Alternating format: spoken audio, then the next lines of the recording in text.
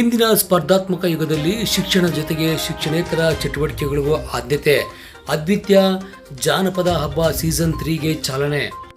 ಬೆಂಗಳೂರು ಗ್ರಾಮಾಂತರ ಜಿಲ್ಲೆಯ ಹೊಸಕೋಟೆ ನಗರದಲ್ಲಿ ಕಳೆದ ಹಲವಾರು ವರ್ಷಗಳಿಂದ ಗುಣಾತ್ಮಕ ಮತ್ತು ಗುಣಮಟ್ಟದ ಶಿಕ್ಷಣವನ್ನು ನೀಡುತ್ತಾ ಭಾರತಕ್ಕೆ ಅತ್ಯುತ್ತಮ ಪ್ರಜೆಗಳನ್ನು ನೀಡುವಲ್ಲಿ ಯಶಸ್ವಿಯಾಗಿ ದಾಪುಗಾಲಾಗುತ್ತಿರುವ ಅದ್ವಿತೀಯ ಕಾಲೇಜಿನಲ್ಲಿ ಜಾನಪದ ಹಬ್ಬ ಸೀಸನ್ 3 ಕಾರ್ಯಕ್ರಮವನ್ನು ಏರ್ಪಡಿಸಲಾಗಿತ್ತು. ಇನ್ನು ಕಾಮರ್ಸ್ ಮತ್ತು ಪದವಿ ವಿದ್ಯಾರ್ಥಿಗಳು ಮೂರು ತಲಾ 6 ತಂಡಗಳು ಈ ಒಂದು ಕಾರ್ಯಕ್ರಮದಲ್ಲಿ ಭಾಗವಹಿಸಿ ತಮ್ಮದೇ ಆದ ಒಂದು ಪರಿಕಲ್ಪನೆಯೊಂದಿಗೆ ಹಳ್ಳಿ ಸೊಗಡು ಜಾನಪದ ಕಲೆಯನ್ನು ಮರು ಸೃಷ್ಟಿ ಮಾಡಿ ಅದನ್ನು ಪ್ರಸ್ತುತಪಡಿಸುವ ಮುಖಾಂತರವಾಗಿ ಸ್ಪರ್ಧೆಯಲ್ಲಿ ವಿಜೇತರಾದವರಿಗೆ 3 ಬಹುಮಾನಗಳನ್ನು ಸಹ ವಿತರಿಸಲಾಗಿ ಮತ್ತು ಭಾಗವಹಿಸಿದ ಎಲ್ಲರಿಗೂ ಕೂಡ ಸಮಾಧಾನಕರ ಬಹುಮಾನಗಳನ್ನು ಕೂಡ ನೀಡಲಾಯಿತು. ಇನ್ನು ಕಾಲೇಜಿನ ವಿದ್ಯಾರ್ಥಿನಿಯರು ಹೊಸ ವಸ್ತ್ರಗಳನ್ನುಟ್ಟು ಹಬ್ಬದ ರೀತಿಯಲ್ಲಿ ಸಡಗರ ಸಂಭ್ರಮದಿಂದ ಶೃಂಗಾರಗೊಂಡು ಕಾರ್ಯಕ್ರಮದಲ್ಲಿ ಭಾಗವಹಿಸಿದ ದೃಶ್ಯಗಳು ಕೂಡ ಕಾಣಸಿಗುತ್ತಿದ್ದವು. ಪದವಿ ಕಾಲೇಜಿನ ಪ್ರಾಂಶುಪಾಲರಾದ ಚಂದ್ರಶೇಖರ್ ಅವರು, PUC ಕಾಲೇಜಿನ ಪ್ರಾಂಶುಪಾಲರಾದ ಮೋಹನ್ ರವರು, ಸಂಸ್ಥಾಪಕರಾದ ಕೆಂಪರಾಜು, ಲೋಕೇಶ್, ಹರಿಪ್ರಸಾದ್ ಸೇರಿದಂತೆ CEO ಪ್ರಸಾದ್ ರವರು ಕೂಡ ಕಾರ್ಯಕ್ರಮದಲ್ಲಿ ಉಪಸ್ಥಿತರಿದ್ದರು. ಅದ್ವಿತೀಯ ಕಾಲೇಜಿನ ಜಾನಪದ ಹಬ್ಬ ಸೀಸನ್ 3 ಕಾರ್ಯಕ್ರಮದಲ್ಲಿ ಭಾಗವಹಿಸಲು ಕ್ಷಣಗಣನೆ ಮಾಡಿ ಉತ್ಸುಕದಿಂದ ಕಾತುರದಿಂದ ವಿದ್ಯಾರ್ಥಿಗಳು ಕೂಡ ಭಾಗವಹಿಸಿದ್ದು, ಅದಕ್ಕೆ ಪೋಷಕರು ಕೂಡ ಅಷ್ಟೇ ಪ್ರೇರೇಪಣೆ ಮತ್ತು ಪ್ರೋತ್ಸಾಹವನ್ನು ನೀಡಿ ಅವರು ಸಹ ಕಾರ್ಯಕ್ರಮದಲ್ಲಿ ಭಾಗವಹಿಸಿದರು. ಇನ್ನು ಕಾರ್ಯಕ್ರಮದಲ್ಲಿ ಕೋಲಾಟ, ಡೊಳ್ಳು ಕುಣಿತ, ಪಟ್ಟದ ಕುಣಿತ, ಪೂಜಾ ಕುಣಿತ, ಕೊಡವ ನೃತ್ಯ, ಕಂಸಾಳೆ ಸೇರಿದಂತೆ ವಿವಿಧ ಜಾನಪದ ಕಲಾ ಪ್ರಕಾರಗಳನ್ನು ಪ್ರದರ್ಶನ ಮಾಡಿ ಅದಕ್ಕೆ ಪೂರಕವಾದ ಗ್ರಾಮಗಳನ್ನು ಮರುಸೃಷ್ಟಿ ಮಾಡಿ ಸಂಪೂರ್ಣವಾಗಿ ಗ್ರಾಮೀಣ ಭಾಗದ ನೈಜತೆಯನ್ನು ಈ ಕಾರ್ಯಕ್ರಮದಲ್ಲಿ ಏರ್ಪಡಿಸಲಾಗಿತ್ತು.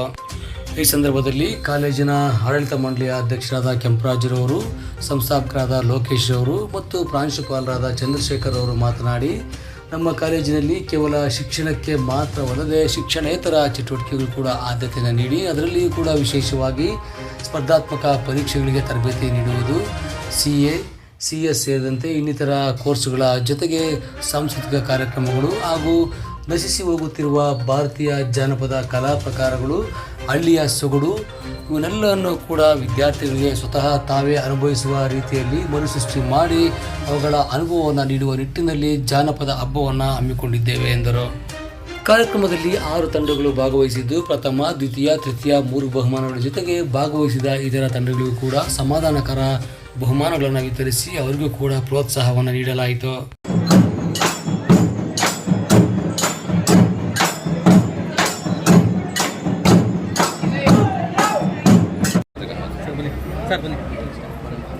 ಒಂದು ನಿಮಿಷ ಸರ್, ಬರಬೇಡಿ, ಅಲ್ಲೇ ಇರಿ. ನಮ್ಮೂರಿಗೆ ನಾವು ಹೋಗ್ಬೇಕಂದ್ರೆ ನಾವು ಸೇತುವೆನ ದಾಟ್ಕೊಂಡು ಹೋಗ್ಬೇಕು. ನಮ್ಮೂರಿನ ಈ ಸಂಪಿಗೆಹಳ್ಳಿ ವಿಶೇಷತೆ ಏನಂದ್ರೆ ಈ ಊರಲ್ಲಿ ಜಾಸ್ತಿ ಹೂಗಳನ್ನ ಬೆಳಿತೀವಿ, ಅದಕ್ಕೋಸ್ಕರ ಸಂಪಿಗೆಹಳ್ಳಿ ಅಂತ ಹೆಸರನ್ನ ಕೊಟ್ಟಿದ್ದೀವಿ. ಎಲ್ಲರಿಗೂ ಸಂಪಿಗೆಹಳ್ಳಿಗೆ ಸ್ವಾಗತ.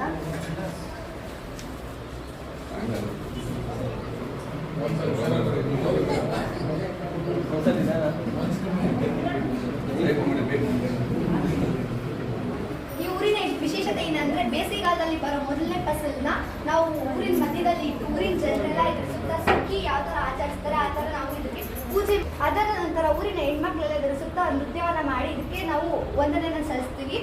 ಇದು ನಮ್ಮ ಊರಿನಲ್ಲಿ ಸಂಪಿಗೆಹಳ್ಳಿ ಯಾವ ರೀತಿ ಮನೆ ಇರುತ್ತೆ ಅಂತ ನಾವು ಇಲ್ಲಿ ನೋಡ್ಬೋದು. ನಾವು ಲಕ್ಷ್ಮಿ ಕೂಡ ಕೂರಿಸಿದ್ವಿ, ಯಾಕಂದ್ರೆ ಇವತ್ತು ನಮ್ಮೂರಲ್ಲಿ ಹಬ್ಬ ಪ್ರಾರ್ಥನೆ ಮಾಡಿ ನಮ್ಮ ಮೊದಲನೇ ಫಸಲನ್ನ ಪೂಜೆ ಮಾಡ್ತೀವಿ. ಇದು ನಮ್ಮ ಊರಿನ ಮನೆಗಳು. ನಾವು ಹಳೆ ಕಾಲದಲ್ಲಿ ಯಾವ್ಯಾವ ಸಾಮಾನ ಯೂಸ್ ಮಾಡ್ತಾ ಇದ್ದೀವಿ ಅನ್ನೋದನ್ನೆಲ್ಲ ನೋಡ್ಬೋದು. ಮಣ್ಣಿನ ಓಲೆ ಮತ್ತೆ ಸೌದೆ ಮತ್ತೆ ಹಳೆ ಕಾಲದಲ್ಲಿ ಬರೋ ಕಂಚಿ ಮತ್ತೆ ತಾಮ್ರದ ಪಾತ್ರೆಗಳು ಎಲ್ಲ ನೋಡ್ಬೋದು. ಆಗಿನ ಕಾಲದಲ್ಲೆಲ್ಲ ಮನೆ ಒಳಗಡೆ ಬಾವಿ ಇಟ್ಟಿರೋದ್ರಿಂದ ನಾವು ಮನೆ ಒಳಗಡೆ ಬಾವಿಯನ್ನ ಇಟ್ಕೊಂಡಿದ್ದೀವಿ.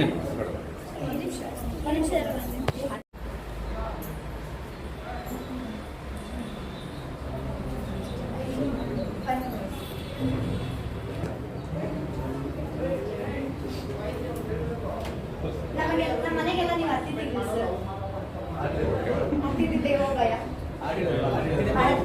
ಹಾಂ,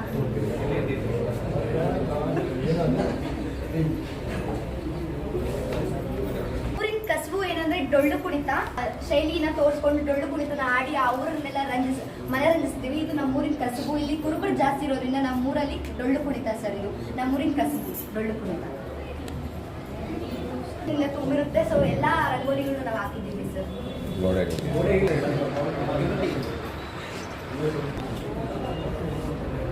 ಈ ಥರ ಎಷ್ಟು ಕ್ಲಾಸ್ ಮೇಲೆ ಮಾಡಿದ್ದೀರಪ್ಪ ಇವೆಂಟು? ಒಂದು 5 6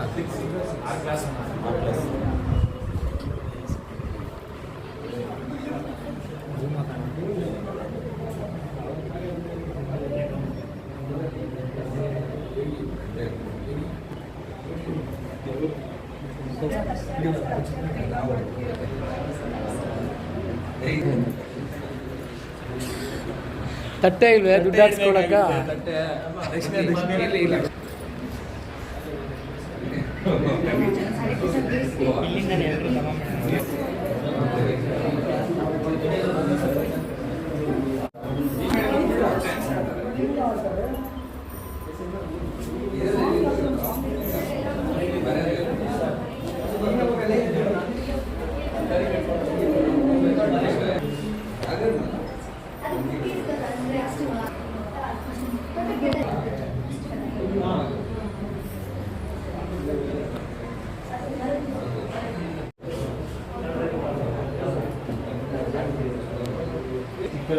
ಚೊಕ್ಕವಾಗಿ ಮಾಡಿದ್ದಾರೆ. ಯಾವುದಾದ್ರು ಮೊಬೈಲಲ್ಲಿ ಮ್ಯೂಸಿಕ್ ಪ್ಲೇ ಮಾಡಬೇಕು.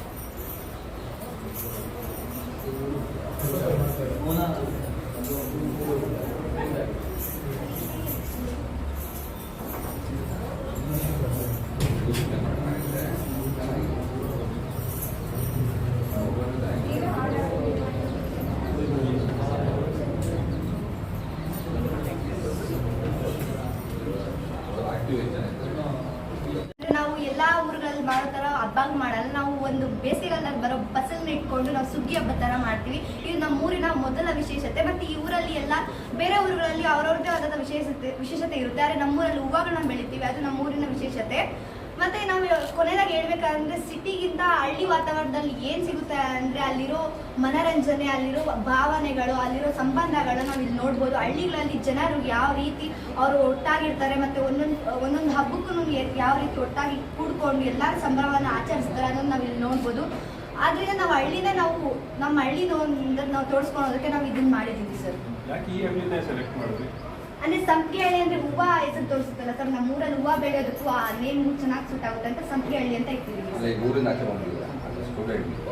ಇರೋ ವಿಶೇಷತೆ ಸರ್, ಆ ಊರಲ್ಲಿರೋ ವಿಶೇಷತೆ ನೋಡಿ ನಾವು ಇದು ಸೆಲೆಕ್ಟ್ ಮಾಡಿದ್ದೀವಿ ಸರ್.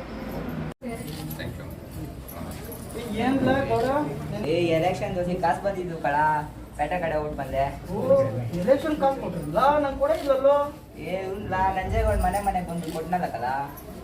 ನಾನು ಅವ್ನಿಗೆ ಓಟ್ ಹೊತ್ತಲ್ಲ ಗುರು. ಯಾಕಲ್ಲ ನೀನ್ ಕೊಟ್ಟಿಲ್ಲಲ್ಲ. ಮೊನ್ನೆ ಬಿರಿಯಾನಿ ಎಲ್ಲ ಹಾಕ್ಸಿದ್ದಲ್ಲ ಕಲ. ಬಿರಿಯಾನಿ ಕತೆ ಹೊಸಿದ್ಲು. ನನ್ನ ಹೆಂಡ್ರು ನೆನಪು ಯೂಸಿಯಿಂದ ಇದ್ಕಿನ ಬೆಳೆ ಸಾರು ಮಾಡಿದ್ದು, ಹೊಟ್ಟೆ ಎಲ್ಲ ತೋರಿಸ್ತಾರೆ. ಇಲ್ಲ ಹೋಗ್ಯ ಇಲ್ಲ ಹೋಗ್ಯ ಎಣ್ಣೆ ಹಾಕಿರ್ಬೋದು ಅದಕ್ಕೆ. ಏನಾರ ಜನ ಯಾಕ ಕರ್ಕೊಂಡ್ಬಿಟ್ಟಿದ್ದೆ ಬ್ಯಾಂಕ್ ಅವರೆಲ್ಲ. ನಮ್ಗೇನ್ ಲೋನ್ ಬೇಡ ನಮ್ಗೇನ್ ಲೋನ್ ಬೇಡ ಸ್ವಾಮಿ. ಪ್ಯಾಟ್ ಹಾಕ್ಲು ಹಳ್ಳಿ ಜನ ನೋಡಕ್ ಬಂದವ್ರೆ.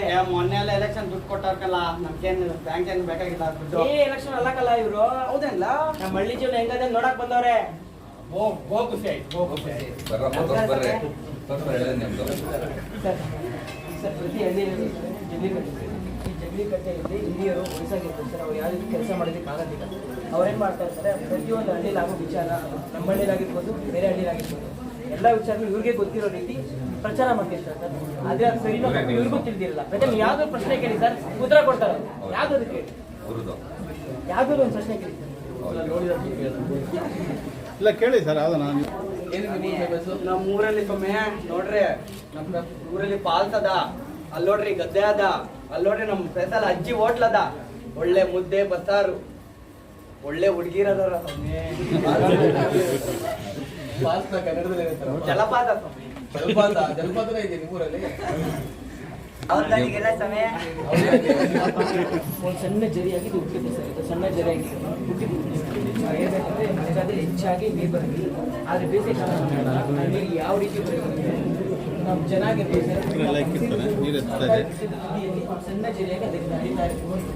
ಪ್ರತಿಯೊಬ್ಬ ಕೃಷಿಕರಾಗಿರ್ಬೋದು, ನಾಗರಿಕರು ಈ ನೀರನ್ನೇ ಬಳಸ್ತಾ ಇರ್ತಾರೆ ಸರ್. ಆದರೆ ಬೇಸಿಗೆ ಕಾಲ ಅಂದರೆ ಆ ಜರಿ ಏನು ಇವಾಗ ಹರಿತಾ ಇದೆ ಸರ್, ಅದು ಇಷ್ಟು ತೀರ ಕಡಿಮೆ ಆಗ್ತದೆ.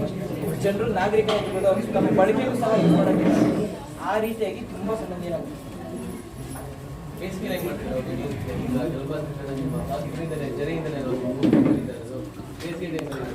ಸರ್ ಬೇಸಿಗೆ ಟೈಮಲ್ಲಿ ಏನಾದ್ರು ಮಾಡ್ತೀವಿ ಸರ್, ಈಗ ನೀರು ಸ್ಟೋರ್ ಆಗುತ್ತಲ್ಲ ಸರ್, ನೀರು ಮಣ್ಣಿನ ಸರ್, ಮನೆಯಲ್ಲಿ ನೀರು ಸ್ಟೋರ್ ಆಗುತ್ತೆ. ಕೃಷಿ ಹೊಂಡನ ಹಾಕಿದ್ದು ಆ ಕೃಷಿ ಹೊಂಡದಲ್ಲಿ ನೀರನ್ನ ಸಂಗ್ರಹಿಸ್ತಾರೆ ಸರ್ ಬೇಸಿಗೆ ಕಾಲದಲ್ಲಿ. ಆಗ ಬೇಸಿಗೆ ಕಾಲ ಬಂದಾಗ ನೀರು ಸಂಗ್ರಹ ಆಗೋದಕ್ಕೆ ಅಂತೇಳಿ ಒಂದೊಂದು ಟೈಮ್ ಏನು ಮಾಡ್ತಾರೆ, ಪ್ರತಿ ಸರಿ ಮರಗಳನ್ನ ನೆಡ್ತಾ ಹೋಗ್ತಾರೆ.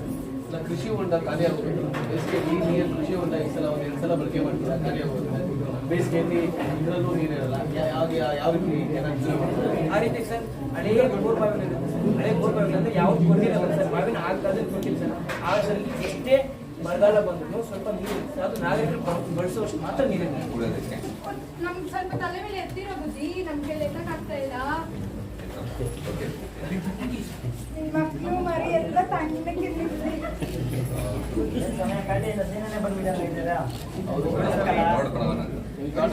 ತೋಟ ಮಾಡಿದ್ದೀರಿ ನಾವು ರೈತರು, ಮಳೆ ಇಲ್ಲ ಬೆಲೆ ಇಲ್ಲ, ಬದುಕೋದು ರಾಗಿನ ಮಾಡಿದ್ದೀರಿ. ಒಂದ್ಸಲ ರಾಗಿ ಮಾಡಿದ್ರಿ ಸ್ವಾಮಿ, ಇದು ಹಸು ಹುಲ್ಲು ಮಾಡಿದ್ದೀರಿ, ಅವಾಗ ಅನ್ಬೋಗ್ತದೆ ಸ್ವಾಮಿ ಎಲ್ಲ. ಸಾಲ್ಗಿಸ್ತೀರಿ ಅಂತ ನೀವು ಅದು ಜಾಸ್ತಿ ಆಗ್ಬೇಕಲ್ಲ ಸ್ವಾಮಿ, ಹುಲ್ಲು ನೀರು ಕಟ್ಟಬೇಕಲ್ಲ ಬೇಕಲ್ಲ ಸ್ವಾಮಿ. ನೀರೇ ಇದರಲ್ಲಿ ಆಗುತ್ತಲ್ಲ ಸ್ವಾಮಿ, ಮೋಟರ್ ಇದೆ, ಮೋಟ್ರು ಹಾಕೊಂತೀವಿ ಸ್ವಾಮಿ ಬೇಕಾದಾಗ, ಹಾಕೊಂಡು ತಗೊಂಡು ಬರ್ತೀವಿ ಸ್ವಾಮಿ ಬೇಕಾದಾಗ. ನೀರು ಹೆಂಗೆ ಇರ್ತೀರಾ? ಹೊಷ್ಟೇ ಬಂದು ನೀರು ಹಾಕ್ಬಾರ್ದು. ಆ ಕಡೆ ಮುಚ್ಕೊಳ್ಳೋಣ. ಬಂದಿದೆ ಸರ್, ಪೈರ್ನ ಹೆಚ್ಚಾಗಿ ಕೈ ಬಂದಾಗ ಏನ್ ಮಾಡ್ತಾರೆ ಅದ ಮಾಡಿ ಆ ಪೈರು ನೀವು ಹಸುವು ಆಗೋದಾಗಲ್ಲ.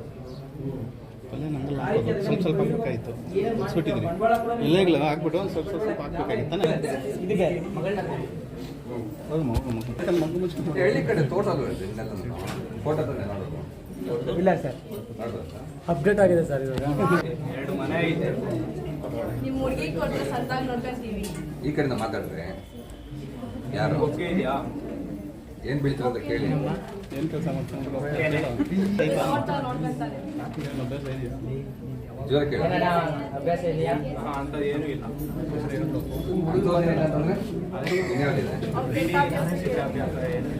ಹುಡುಗ ಮಾತಾಡಪ್ಪ 2 ನಿಮಿಷ ಮಾತಾಡಬಹುದಾ? ಏನೇನ್ ಮಾಡ್ತಿದ್ದೆ ಹೇಳಪ್ಪ ನೀನು? ಏನ್ ಮಾಡ್ತಿದ್ಯಾ? ಹೊಲ ನೋಡ್ಕೊಂತಾರೆ, ಹುಡುಗಿ ಹೊಲ ನೋಡ್ಕೊಂತಾರೆ. ಮನೇಲಿ ಚೆನ್ನಾಗಿ ನೋಡ್ತಿದ್ರೆ ಹುಡುಗನ್ ನಾಚಿಕೆ ಜಾಸ್ತಿ.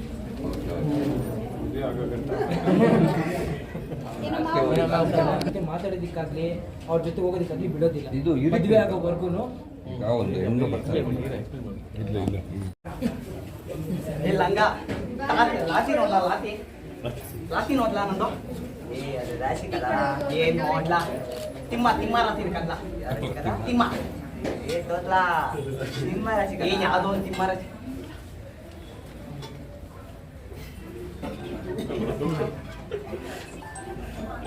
ನೋಡ್ಲಾ ನನ್ ರಾತಿ ನೋಡ್ಲಾ, ಇವತ್ತೇನೋ ಕಳೆ ಬರೈತೆ ನೋಡ್ಲಾ. ಏನಾಯ್ತಲಾ? ಕನ್ಯಾದಾನ ಐತೆ ಕದ. ಹೌದಾ, ಕನ್ಯಾ ತಣಾಗೈತೆ ಕನ್ಲಾ. ಆಷಾಢ ಕಳ್ದು ಶ್ರಾವಣ ಕಲಿಯಕ ನೋಡ್ಕ ಪಕ್ಕದಾಗ ಕೂಡ್ಸ್ಕೊಂಡು ಒಯ್ತಾ ಇರ್ತೀನಿ ಕನ್ಲಾ, ನಾನು ಒಯ್ತಾ ಇರ್ತೀನಿ. ಫೋಟೋ ಹೊಡೆದು ಸರ್, ಫೋಟೋ ಇದೆ ಒಳಗಡೆ. ಸುಮಾರು 4 ತಲೆಮಾರು 5 ತಲೆಮಾರಿಂದ ಅವ್ರ ಒಟ್ಟಿಗೆ ನಡ್ಸ್ಕೊಂಡ್ ಬರ್ತಾ ಇದ್ದಾರೆ ಸರ್. ಅವತ್ತಿನ ರುಚಿನೂ ಹಂಗೇ ಇದೆ. ಇದು ಕಡಿಮೆ ದರದಲ್ಲಿ ಒಳ್ಳೆ ಕ್ವಾಲಿಟಿ ಫುಡ್ ನಾವು ಪ್ರೊವೈಡ್ ಮಾಡ್ತಾ ಇದ್ದಾರೆ. ಇವತ್ತಿನವರೆಗೂ ಹೆಸರುವಾಸಿ ಸರ್ ಇದೆ. ಅಂದ್ರೆ ಈಗ ಆಲ್ರೆಡಿ ರನ್ನಿಂಗ್ ಇದೆ ಇದು. ರನ್ನಿಂಗ್ ಇದೆ. ತಗೊಳ್ರಿ. ಇದೆ ಸರ್. ನಮ್ಮ ಭಾರತಕ್ಕೆ ಬಂದ್ರೆ ಸರ್, ನಮ್ಮ ಕರ್ನಾಟಕನೇ ಲಾರ್ಜೆಸ್ಟ್ ಪ್ರೊಡಕ್ಷನ್ ಸರ್ ಕಾಫಿ ಇರೋದು. ಹಾಗೆ ಇಡೀ ವರ್ಲ್ಡ್ ಅಲ್ಲಿ ನೋಡಿದ್ರೆ ಬ್ರೆಜಿಲ್ ಫಸ್ಟ್ ಅಲ್ಲಿ ಇದೆ ಸರ್. ಮತ್ತೆ ಇದು ಎಕ್ಸ್ಪೆನ್ಸಿವ್ ಕಾಫಿ ಅಂತ ಒಂದಿದೆ ಸರ್, ಕಾಫಿ ಲುಕ್ ಅಂತಿದೆ ಸರ್. ಇದು ಬಂದು ಸರ್ ಒಂದು ಕೇವಿ ಕಕ್ಕೂನ್ ಇದೆ ಸರ್, ರಕ್ಕೂನ್. ಅದು ಸೀಸನಲ್ ಏನ್ಗಳು ಸರ್. ಅದೇನು ಮಾಡ್ತೀವಿ, ನೀವು ಕಾಫಿ ಬೀಜ ನೋಡಿದ್ರೆ ಸರ್ ರೆಡ್ ಕಲರ್ ಇರುತ್ತೆ, ಅದು ಅನ್ನದ ಮಾಡ್ತೀವಿ. ಏನಾದ್ರು ಮಡಗೋದಕ್ಕೆ ಸರ್, ಆಗಿನ ಕಾಲದಲ್ಲಿ ಒಡವೆ ಆಗಿರ್ಬೋದು ಅಥವಾ ನಗದಾಗಿರ್ಬೋದು ಪ್ರತಿಯೊಂದನ್ನು ನಾವು ಸ್ಟೋರ್ ಮಾಡ್ತಿದ್ದೀವಿ ಸರ್. ಇವಾಗ ಯಾಕೆ ಸರ್, ನಮ್ಮ ಅಜ್ಜಿನಾಗಲಿ ಮುತ್ತಜ್ಜಿನೇ ಆಗಲಿ, ನೀವೇ ಅನ್ಕೊಳ್ಳಿ ಸರ್, ನಿಮ್ಮ ಮುತ್ತಜ್ಜಿನೇ ಆಗಲಿ ಸರ್, ಪ್ರತಿಯೊಂದು ನಾವು ಕಾಸು ಕೊಡ್ಬೇಕಾದ್ರು ನಮ್ಮ ಮೊಮ್ಮಕ್ಕಳಿಗೂ ಇಲ್ಲಿಂದನೇ ತಗೊಂಬಂದು ಕೊಡ್ತಾ ಇದ್ದೀವಿ ಸರ್.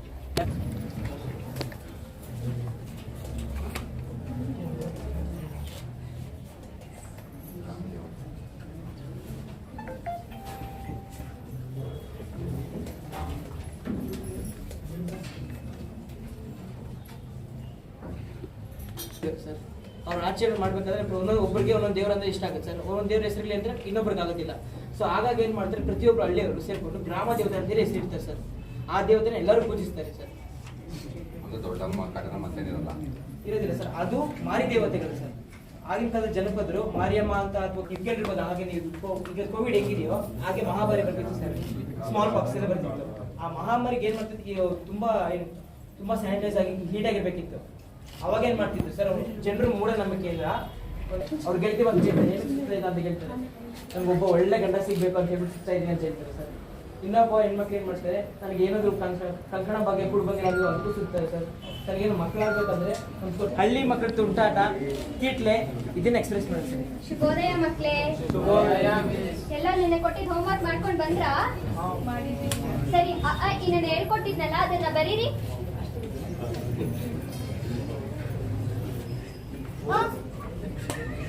ಏನಾಯ್ತು ಪಮ್ಮಿ? ಏ ಕೆಂಪ, ಯಾಕೋ ಹಂಗ್ ಮಾಡ್ತಾ ಇದ್ಯಾ? ಹೆಣ್ಮಕ್ಳಿಗೆ ಹಂಗೆಲ್ಲ ಮಾಡಿದ್ರೆ ಕುಂಡಿ ಮೇಲೆ ಬಿಡ್ತೀನಿ ನೋಡು. ಪರೀಕ್ಷೆ ಬರ್ಕೊಡ್ತೀನಿ, ಎಲ್ಲರೂ ಬರ್ಕೊಡ್ರಿ ಇವಾಗ. ಇನ್ನ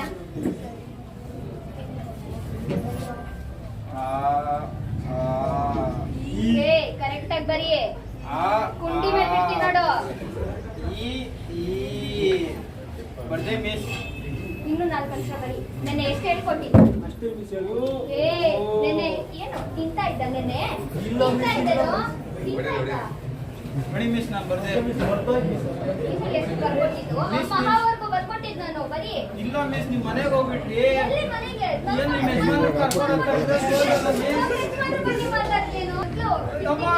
ಏ ಬೈಗ ಬರ್ದೇನು? ಏನು ಹಿಂಗೇನ ಬರೆಯೋದು? ಹೆಂಗೆ ಹೇಳ್ಕೊಟ್ಟಿದ್ದಾನು? ಹೆಂಗೋ ಹೇಳ್ಕೊಟ್ಟಿದ್ದು? ಬನ್ನಿ ಬರೀತಾ ಇದ್ಯಾ? ಏನಾದ್ರೂ ತೀಟ ಮಾಡಿ ನೋಡ್ಬೇಕು, ಹೇಳ್ತೀನಿ.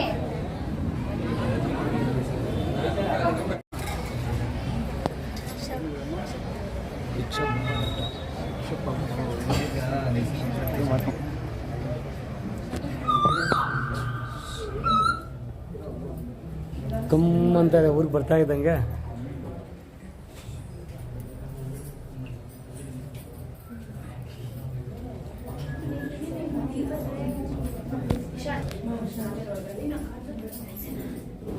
ಭಾಗ್ಯದ ಬಳೆಗಾರ ಹೋಗಿ ಬಾನಂತವ್ರಿಗೆ ಹಾಡು ಹೇಳ್ಕೊಂಡು ಬೀಸೋದ, ಹಂಗೆ ಬೀಸೋದ, ಮಾತಾಡ್ಕೊಂಡು ಬೀಸೋದ.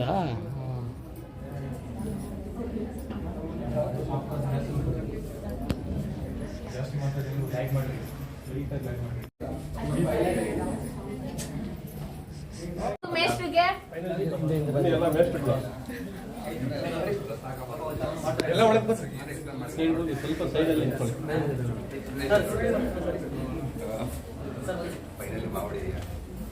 ಜಾಗ ಮಾಡ್ಕೊಡ್ರಾ? ಬಡಿಬೇಡ. ಆರತಿ ಎತ್ತಿದೆ ನಮ್ಮ ಮೇಸ್ಟ್ರಿಗೆ ಆರತಿ ಆರತಿ ಹೇಳವ ನೀವು ಹಾಡು.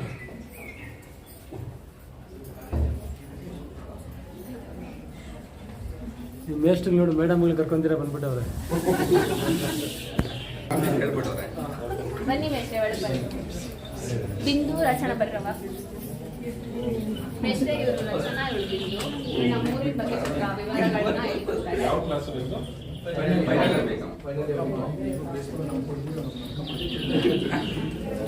ಸರ್ ಮೇಷ್ಟ್ರೆ, ನನ್ನ ಹೆಸರು ರಚನಾ. ಎಲ್ಲರೂ ಸೈಲೆಂಟ್ ಆಗಿರಿ. ನನ್ನ ಹೆಸರು ಯಾರು ಮಾತಾಡ್ಬಾರ್ದು. ಈಗ ನಾವು ಹಳ್ಳಿ ಅನ್ನೋ ತಕ್ಷಣ ನಮಗೆ ಜ್ಞಾಪಕ ಬರೋದು ಜನಪದ, ಸಾಹಿತ್ಯ, ಯಕ್ಷಗಾನ. ಸೊ ಇದರಲ್ಲಿ ನಾವು ನೋಡೋದಾದ್ರೆ ನಾವು ಜಾನಪದ ಅನ್ನೋ ಅದ್ರ ಬಗ್ಗೆ ಮಾತಾಡೋದಾದ್ರೆ, ಜನಪದ ಅಂದ್ರೆ ಜನ ಅಂದ್ರೆ ಜನಗಳು, ಪದ ಅಂದ್ರೆ ಅವ್ರಿಗೆ ಅನುಭವವಾದಂತಹ ಸಂಘಟನೆಗಳನ್ನ ಅವರು ಪದಗಳ ತರ ಮಾಡಿ ಹಾಡಿನ ಮೂಲಕ ಅವರ ಒಂದು ಭಾವನೆಗಳನ್ನ ಹೇಳ್ಕೊತಾರೆ. ಅದನ್ನ ಜನಪದ ಅಂತೀವಿ. ಸೊ ಈಗ ನಾವು ಜನಪದದ ಬಗ್ಗೆ ನೋಡೋದಾದ್ರೆ ನಮ್ಮ 16ರಲ್ಲಿ ಇದು ಬೆಳೆದು ಬರುತ್ತೆ. ಬಟ್ ಆಗ ಅಷ್ಟೊಂದು ಪ್ರಾಮುಖ್ಯತೆ ಹೊಂದಿರೋದಿಲ್ಲ ಜನಪದ ಅನ್ನೋದು. ಮತ್ತೆ 1879ರಲ್ಲಿ ಜನಪದ ಅನ್ನೋದು ನಮ್ಮ ಒಂದು ಇಡೀ ಭಾರತ ದೇಶದಲ್ಲಿ ಹಬ್ಬಿಕೊಂಡು, ಮತ್ತೆ ನಮ್ಮ ಕರ್ನಾಟಕ ರಾಜ್ಯದಲ್ಲಿ ಜಿಲ್ಲೆಗೂ ಡೊಳ್ಳು ಕುಣಿತ, ಯಕ್ಷಗಾನ, ಮತ್ತೆ ವೀರಗಾಸೆ, ಕರಡಿ ಕುಣಿತ ಅಂತ ಒಂದು ರಾಜ್ಯಗಳ ಮೂಲಕ ನಾವು ಜನಪದನ ನಾವು ಆಚರಿಸ್ಕೊಳ್ತೀವಿ. ಮತ್ತೆ ಇದು ನಮ್ಮ ಒಂದು ಹಳ್ಳಿಗಳ ಕಡೆ ಬಂದ್ರೆ ಜನಪದ ಅನ್ನೋದು ಒಂದು ಪ್ರಮುಖ ಪಾತ್ರ ವಹಿಸುತ್ತದೆ. ಸೊ ಈಗ ನಮ್ಮ ಒಂದು ಊರಲ್ಲಿ ಕೂಡ ಜನಪದ ಅನ್ನೋದು ಅದೇ ತರ ಇದೆ. ಇದರ ಹೆಸರೇ ಯಕ್ಷಪದ ಗ್ರಾಮ ಅಂತ ಹೇಳಿ. ಯಕ್ಷ ಅಂತಂದ್ರೆ ಯಕ್ಷಗಾನವನ್ನ ಸೂಚಿಸುತ್ತೆ. ಮತ್ತೆ ಪದ ಅಂತಂದ್ರೆ ಜನಪದ ಸಾಹಿತ್ಯವನ್ನು ಸೂಚಿಸುತ್ತೆ. ಯಕ್ಷಪದ ಜನಪದ ಸಾಹಿತ್ಯದಲ್ಲಿ ಯಕ್ಷಗಾನ ಅನ್ನೋದು ಒಂದು ಪ್ರಮುಖ ಪಾತ್ರವನ್ನು ವಹಿಸುತ್ತದೆ ಅನ್ನೋದು ತಿಳಿಸ್ಕೊಡೋದಕ್ಕೋಸ್ಕರ ಯಕ್ಷಪದ ಗ್ರಾಮ ಅನ್ನೋದನ್ನ ನಾವು ಹೆಸರಿಡಲಾಗಿದೆ. ಅದೇ ರೀತಿ ಯಕ್ಷಪದದ ಬಗ್ಗೆ ಹೇಳಬೇಕು ಅಂತಂದ್ರೆ ಒಂದು ಸಾಹಿತ್ಯ, ನೃತ್ಯ, ಹಾಡುಗಾರಿಕೆ, ವೇಷಭೂಷಣೆಗಳನ್ನು ಎಲ್ಲಾನು ಒಳಗೊಂಡಿರುವಂತಹ ಒಂದು ಸಮ್ಮಿಶ್ರ ಕಲೆ ಅಂತಾನೆ ಹೇಳ್ಬಹುದು. ಅದೇ ರೀತಿ ಕರ್ನಾಟಕದಲ್ಲಿ ಯಕ್ಷಗಾನದ ಪಾತ್ರ ಬಹಳ ಪ್ರಮುಖವಾದದ್ದು ಅಂತಲೇ ಹೇಳ್ಬೋದು. ಕರ್ನಾಟಕದ ಮಲೆನಾಡು ಪ್ರದೇಶಗಳಾದಂತಹ ಶಿವಮೊಗ್ಗ ಆಗಿರಬಹುದು, ಉತ್ತರ ಕನ್ನಡ, ದಕ್ಷಿಣ ಕನ್ನಡ, ಕೇರಳದ ಕಾಸರಗೋಡು, ಈ ಥರ ಪ್ರದೇಶಗಳಲ್ಲಿ ಯಕ್ಷಗಾನ ಒಂದು ಮನೆ ಮಾತಾಗಿದೆ ಅಂತಲೇ ಹೇಳ್ಬೋದು. ಆದರೆ ಇಂದಿನ ವಿಷಯಗಳನ್ನ ಹೇಳಬೇಕು ಅಂತಂದರೆ ಯಕ್ಷಗಾನದ ಬಗ್ಗೆ ಅಷ್ಟೊಂದು ಮಾಹಿತಿ ಇಲ್ಲದೆ ಇದ್ದರೂ ಕೂಡ ಭರತ ಮುನಿಯ ಒಂದು ನಾಟ್ಯ ಶಾಲೆ ಅನ್ನುವಂತಹ ಒಂದು ನಾಟ್ಯ ಶಾಲೆಯಲ್ಲಿ ಅಲ್ಲಲ್ಲಿ ಕಂಡಂತಹ ಒಂದು ಆಧಾರಗಳ ಮೇಲೆ ಯಕ್ಷಗಾನ ಅನ್ನುವಂಥದ್ದು ತುಂಬ ಹಿಂದಿನ ವರ್ಷಗಳಿಂದಲೂ ಅಸ್ತಿತ್ವದಲ್ಲಿತ್ತು ಅನ್ನೋದನ್ನ ನಾವು ಹೇಳ್ಬೋದು. ಅದೇ ರೀತಿ ಕರ್ನಾಟಕದ ಮಹಾಕಾವ್ಯಗಳಲ್ಲಿ, ಕನ್ನಡದ ಮಹಾಕಾವ್ಯಗಳಲ್ಲಿ ಯಕ್ಷಗಾನದ ಉಲ್ಲೇಖಗಳು ಇದೆ ಅನ್ನೋದು ನಮಗೆ ಗೊತ್ತಾಗುತ್ತೆ. ಅದೇ ರೀತಿ ಯಕ್ಷಗಾನದ ಒಂದು ಅಂಶಗಳ ಬಗ್ಗೆ ಹೇಳಬೇಕು ಅಂತಂದರೆ ಪ್ರಸಂಗ ಅಂತ ಬರುತ್ತೆ. ಪ್ರಸಂಗ ಅಂತಂದರೆ ಯಾವುದಾದ್ರೂ ಒಂದು ಕಥಾಭಾಗವನ್ನು ಆಯ್ಕೆ ಮಾಡಿಕೊಂಡು ಅದ್ರ ಬಗ್ಗೆ ನೃತ್ಯ ಮಾಡಿ ಅಭಿನಯ ಮಾಡಿ ತೋರಿಸೋದನ್ನ ನಾವು ಪ್ರಸಂಗ ಅಂತ ಹೇಳ್ತೀವಿ. ಮತ್ತು ಅದೇ ರೀತಿ ಪಾತ್ರಧಾರಿಗಳು ಅಂತ ಇವಾಗ ಕಥಾಸಂಕಲನದಲ್ಲಿ ಆರಿಸ್ಕೊಂಡಿರುವಂಥದ್ದನ್ನ ಮತ್ತು ಪಾತ್ರದ ಮೂಲಕ ಅವ್ರಿಗೆ ತೋರಿಸ್ಕೊಡೋದನ್ನ ಪಾತ್ರಧಾರಿಗಳು ಅಂತೀವಿ. ಮತ್ತು ಭಾಗವತಿಕೆ ಅಂತಂದರೆ ಹಾಡಿನ ಮೂಲಕ ಹೇಳೋದು. ವೇಷಭೂಷಣ ಅಂತಂದರೆ ಯಕ್ಷಗಾನದ ವೇಷಭೂಷಣ ನಮ್ಗೆ ಗೊತ್ತೇ ಇರುತ್ತೆ, ಯಾವ ರೀತಿ ಒಂದು ಅಚ್ಚುಮೆಚ್ಚಾಗಿರುತ್ತೆ ಅನ್ನೋದು. ಮತ್ತು ಮಾತುಗಾರಿಕೆ, ಅವರು ಆಡಿದಂತಹ ಅದನ್ನ ಸಂಪೂರ್ಣವಾಗಿ ಅದ್ರ ಬಗ್ಗೆ ವಿವರಣೆ ಕೊಡೋದನ್ನ ಮಾತುಗಾರಿಕೆ ಅಂತ ಹೇಳ್ತಾರೆ.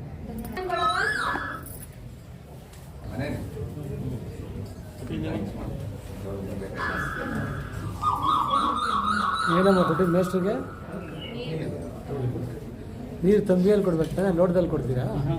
ಹಳ್ಳಿಯಲ್ಲ.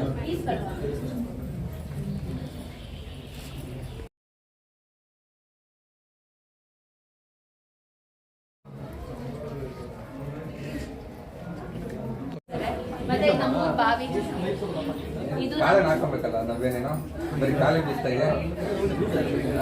ಇದು ನಮ್ಮೂರ್ ಬಾವಿ ಮೇಷ್ಟ್ರೆ. ಇಡೀ ಊರಿಗೆ ಇದೊಂದೇ ಬಾವಿ ಇರೋದು. ಇಲ್ಲಿ ಬೇರೆ ಬಾವಿಗಂತಾನೆ ಜಗಳ ಆಡ್ತಿರ್ತಾರೆ ಅಂತ. ಏನವ ಇವತ್ತು ಏನು ಕೆಲ್ಸ ಇಲ್ಲೇನು ನಿಂಗೆ? ನೀವು ಸೇದ್ರೆ ಇರವ್ವ ಇವಾಗ ಅಯ್ಯೋ ಅವ್ವ ಪೂಜೆಗೆ ಹೋಗ್ಬೇಕವ್ವ, ನನ್ ಗಂಡ ನನ್ನ ಮಕ್ಳು ಕಾಯ್ತಾ ಇದ್ದಾರೆ. ಇರವ್ವ ನಾನು ಪೂಜೆಗೆ ಹೋಗ್ಬೇಕು, ನನ್ ಗಂಡ ಮಕ್ಕಳು ಕಾಯ್ತವ್ರೆ. ಅಯ್ಯೋ ನಾವೇ ತಡ ಮಾಡ್ಬೇಕ್ರೆ ನೀನು ಹೋಗಿರವ್ವ ಅಡುಗೆ ಮಾಡ್ಬೇಕು. ಅಯ್ಯೋ ನಾನು ಪೂಜೆಗೆ ಹೋಗ್ಬೇಕವ್ವ, ನನ್ ಗಂಡ ಮಕ್ಳು ಕಾಯ್ತಾ ಇದ್ದಾರೆ. ಇಷ್ಟೊತ್ತು ಹಿಡ್ಕೊಳಕ್ಕಾಗಿಲ್ವಾ? ಇದೇ ಹಿಡ್ಕೊಂತ ಇದ್ದೀರಿ ಬಂದ್ಬಿಟ್ಟು ಜಗಳ ಮುಗಿಯಲ್ಲ ಬಿಡಿ ಮೇಷ್ಟ್ರೆ. ಇವರು ಬಳೆ ಮಾರು, ನಮ್ಮ ಊರಿನ ಸುಬ್ಬಣ್ಣ ಬಳೆ ಮಾಡ್ತಾರೆ. ಇವರು ಬಳೆ ತಗೋ, ಬೆಳಗ್ಗೆ ವ್ಯಾಪಾರ ಇಲ್ಲ, ಬೋಣಿ ಮಾಡು. ಮನೆಯವ್ರು ಕೊಡುತ್ತೆ ಒಂದು ಜೋಡಿ 50 ರೂಪಾಯಿ. ಕಡಿಮೆ ಇಲ್ಲ, ವ್ಯಾಪಾರ ಇಲ್ಲ. ಅಷ್ಟಾಗ ಬಂದ್ಬಿಟ್ರಲ್ವ? ಬೆಳಿಗ್ಗೆನಿಂದ ವ್ಯಾಪಾರ ಇಲ್ಲ, ಏನೋ ನೋಡ್ರಿ ಒಂದು ಜೋಡಿ 50 ರೂಪಾಯಿ ಇಲ್ಲ. ಅತ್ತೆ ಬೆಳಿಗ್ಗೆನಿಂದ ಬೋಣಿ ಇಲ್ಲ. ಬನ್ನಿ ಬುದ್ಧಿ ನೀವು ಮನೆಗೆ. ಹಂಗಾಗಿ ಗ್ರಾಮ ಅಂದ್ರೆ ಪಕ್ಕದಲ್ಲಿ ಗೊರ್ಗಜ ಸ್ವಾಮಿ ಇದೆ. ಹಾಗಾಗಿ ನಾಗಪಂಚಮಿ ದಿವಸ ಇದಕ್ಕೆ ಪೂಜೆ, ಹಾಲು ಎಲ್ಲ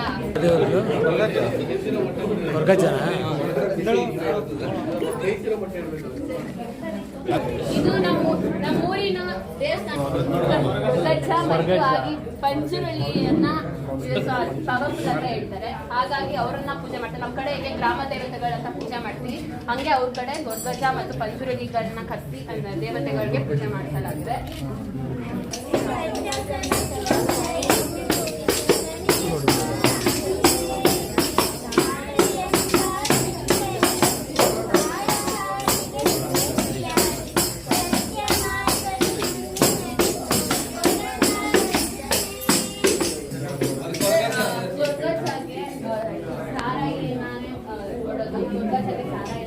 ತಲೆ ಮೇಲಕ್ಕೆ ತಸು ಇನ್ನ ಎತ್ತಬೇಕು.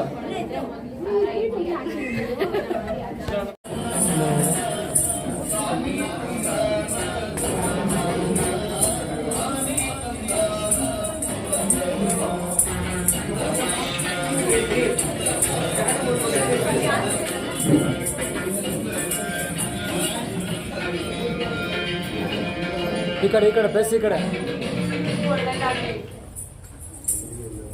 ಬನ್ನಿ ಮಿಸ್. ಇದು ನಮ್ಮೂರಿನ ಹಸು ಕೊಟ್ಟಲ್ಲಿ ಮತ್ತೆ ಅಲ್ಲಿ ಕಣ ನೋಡು ನಮ್ಮ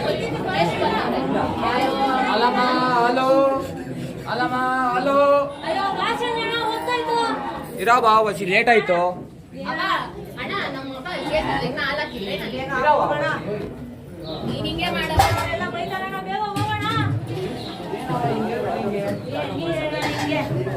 ಸರಿ ನಂಗವ ಆಮೇಲೆ ಗದ್ದೆ ಇದೆ. ಇಲ್ಲಿ ನಾವು ಪ್ರತಿ ವರ್ಷನೂ ಗದ್ದೆ ಚೆನ್ನಾಗಿ ಬಗ್ಗೆ ಮಾಡೋಕ್ಕೆ ಅಲ್ಲಿ ಉಡುಪಿ ಕಡೆ ನಾವು ಗದ್ದೆಗಳಿಗೆ ಮದುವೆ ಮಾಡ್ತೀವಿ. ಶಾಸ್ತ್ರ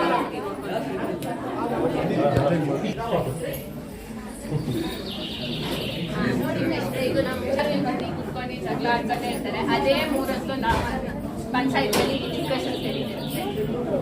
ತರಕಾರಿ ತಾಜಾ ತರಕಾರಿ, ಈರುಳ್ಳಿ, ಬೆಳ್ಳುಳ್ಳಿ, ಟೊಮೆಟೊ, ಆಲೂಗಡ್ಡೆ, ತರಕಾರಿ ಟೊಮೆಟೊ ಕೆಜಿ 50 ಸ್ವಾಮಿ.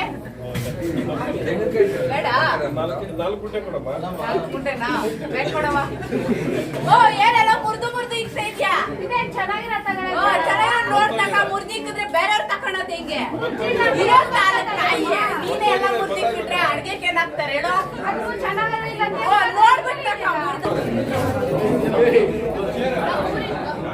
ಗೋರಿಕಾಯಿ ಏನಪ್ಪ ಸಾಲ ಇಸ್ಕೊಂಡಿದ್ಯಾ?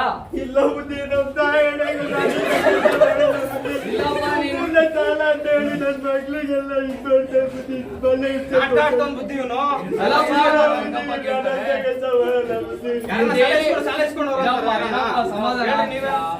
ಇರಪ್ಪ ಏನಪ್ಪ ಡೈಲಿ ಕುಡ್ಕೊಂಡೇ ಇರ್ತೀಯ, ನಿನ್ ಸಂಸಾರ ಎಲ್ಲ ನೀನ್ ನೋಡಲ್ಲ? ಇಲ್ಲ ಬುದ್ಧಿ ನೋಡ್ತೀನಿ ಬುದ್ಧಿ ಸಾಲ ಅಂತ ಹೇಳಿ 100 ರೂಪಾಯಿಗಳೇ 100 ರೂಪಾಯಿ ಇನ್ನ ಬಡ್ಡಿ ತಗೊಂತ ಸ್ವಾಮಿ ಇವನು. ಬಡ್ಡಿ ತಗೊಂತಾನೆ ಗೊತ್ತು, ನೀನೇನ್ ಸಾಲ ಇಸ್ಕೊಂಡೆ ಅವನ ಹತ್ರ? ಕುಡಿಯೋದಕ್ಕೆ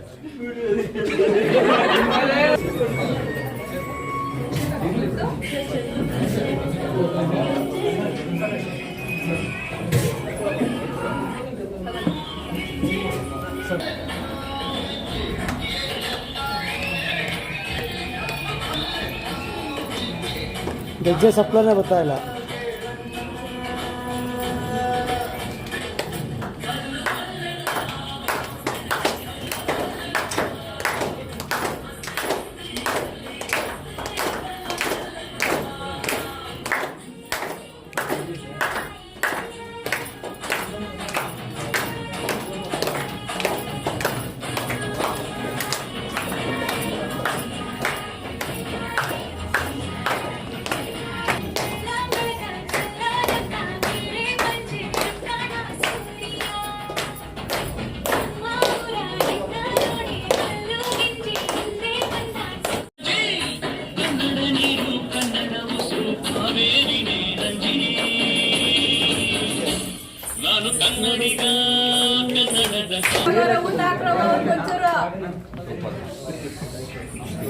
ಒಬ್ಬಟ್ಟು ಕೊಡಮ್ಮ ಇಲ್ಲಿ. ಇದೆಲ್ಲ ಮಕ್ಕಳೇ ಮಾಡ್ಕೊಂಡು ಕಲ್ತ್ಕೊಳ್ತಾರೆ.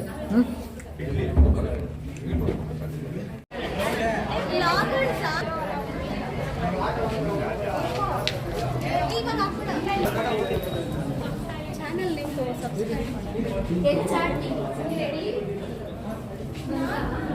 ಶಿವ ನಾಷ್ಟ ಮಾಡ್ದ ಶಿವ?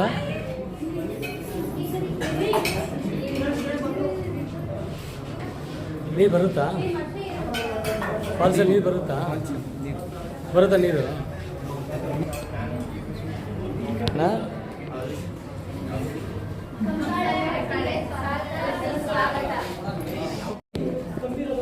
ಆರ್ತಿ ದೇವಲ್ಲ ಈ ಕಡೆ ತಿರ್ಕೊಂಡ್ರಮ್ಮ, ಆಮೇಲೆ ಹಂಗೆ ಈ ಕಡೆ ತಿರ್ಕೊಳ್ಳಿ.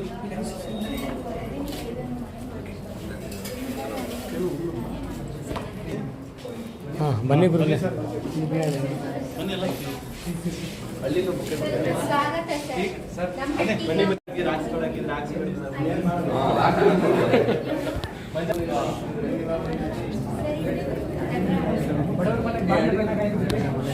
ಇವನು ಯಾರು? ಇವನು ನಮ್ಮ ಭಾವನ ಬೇಗ ಬಿಟ್ಟಿದ್ದೀನಿ ನೋಡಿ ಬುದ್ಧಿ. ರಾಗಿ ರಾಗಿ ರಾಗಿ ಬೇಡ ಟಗರು ಒಂದೆರಡು ಇದೆ, ಒಳ್ಳೆ ಹುಷಾರ ಅದು ರಾಗಿ ಪೈರು ಮೇ ಅದಕ್ಕೆ ಎಕ್ಸ್ಪ್ಲೈನ್ ಮಾಡೋಣ. ನೀರೆಲ್ಲ ಹಾಕಿದ್ರೆ ಸೈಲೆಂಟ್ ಮಾತಾಡಕ್ ಹೋಗ್ಬೇಡ್ರಿ ಇಲ್ಲೇ. 14ನೇ ಶತಮಾನದಲ್ಲಿ ಭೀಮನಕೊಳ್ಳಿ ಎಂಬ ಊರಿನಲ್ಲಿ ಜನಿಸಿದರು. ಮಲೆಮಹದೇಶ್ವರ ಬೆಟ್ಟಕ್ಕೆ 600 ಕಾಲ ಇತಿಹಾಸವಿದೆ. ಈ ದೇವಸ್ಥಾನವು ಬೆಟ್ಟಗಳಿಂದ ಸುತ್ತಿಕೊಳ್ಳುವುದರಿಂದ ಇದನ್ನು ಮಲೆಮಹದೇಶ್ವರ ಬೆಟ್ಟ ಎಂದು ಕರೆಯುತ್ತಾರೆ. ಇದನ್ನು ಸ್ಥಾಪಿಸಿದವರು ಗುಂಜೇಗೌಡ.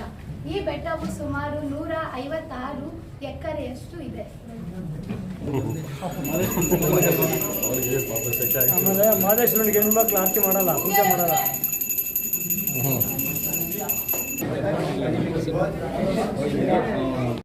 ಮಚ್ಚ ಇದು ಓಕೆನಾ?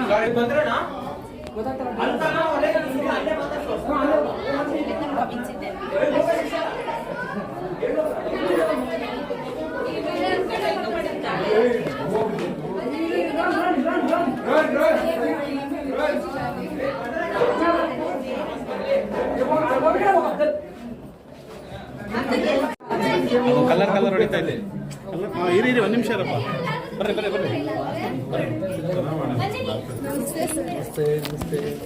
ಯಾರ ಅತಿಥಿಗಳು ಬಂದಿರೋದು ಇದು ಕೊಡಮ್ಮ, ಕುಡಿಯೋಕೆಲ್ಲ ಕೊಡಮ್ಮ, ಕುಡಿಯೋಕೆಲ್ಲ ಕೊಡಮ್ಮ, ಎಲ್ಲರಿಗೂ ಕೊಡಮ್ಮ. ಎಲ್ಲ ಬರ್ಬೇಡ್ರಿ ವಿಡಿಯೋಗೆ, ಈ ಕಡೆ ನೋಡಿ. ಬನ್ನಿ ನಡಿ ಹೊರಗಡೆ.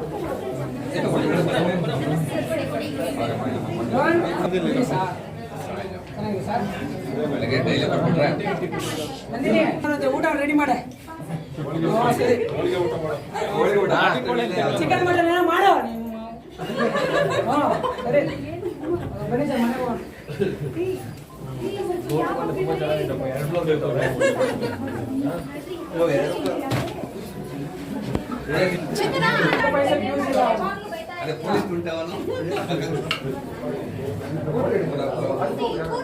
ಬಂದಿದ್ದೀರಾ ಹೊಟ್ಟೆ ತುಂಬ ಮಾಡಿ ಕೊಡಿ ಸರ್. ಸಾಕು ನನ್ನ ಹೆಂಡ್ರಿಗೆ ಇವತ್ತೇ ಫೋನ್ ಮಾಡಿದ್ದೀನಿ. ಹಾಸ್ಪಿಟಲ್ಗೆ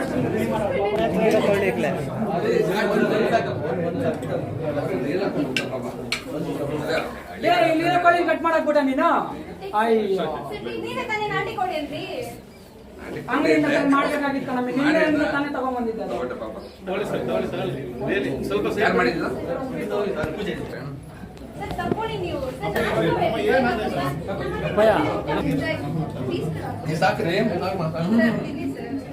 ಇಲ್ಲ ಸರ್, ಬೇಜಾರು ಬರ್ತಾರೆ ಅಂತ ಪಾಪ ಮಾಡಿ ಅಕ್ಷರ ಮಾಡೋಳೆ ಪಾಪ. ಏನೋ ಬಡವ್ರ ಮನೆ ಬಂದಿರ ಅರ್ಥ ಮಾಡ್ಕೊಳ್ಳಿ. ಇವ್ರು ನೋಡಿ, ಇವ್ರು ಇಬ್ರು ಇದಾರಲ್ಲ, ಇವ್ರು ಎಂತ ಮುಂಡೆ ಮಕ್ಳಂದ್ರೆ ಇವ್ರು ಊರ್ನೇ ಹಾಳು ಮಾಡಾಕ್ತಾನೆ. ನೋಡಿ ಕೇಳಿಸ್ಕೊಳ್ಳಿ. ನಾಳೆಯ ನೀನ್ ಸೋಲದೆ ಇವತ್ತೆಲ್ಲ ನಾನು 5 ರೂಪಾಯಿ ನಾನು ವಾಪಸ್ ತಗೋತೀನಿ. ಅವೆಲ್ಲ ಇಲ್ಲ, ಮನೆಯಲ್ಲಿ ಹೆಂಡತಿ ಹತ್ರ ಇನ್ಮೇಲಿಂದ ಬರಬೇಡ ಇಲ್ಲಿ ಆಟ ಆಡಕ್ಕೆ. ನಿಮ್ಮ ಅಪ್ಪ ಹೇಳಿದ್ದ ವರದಕ್ಷಿಣೆ ಕೊಡಂತ ಕೊಡ್ತೀನಿ.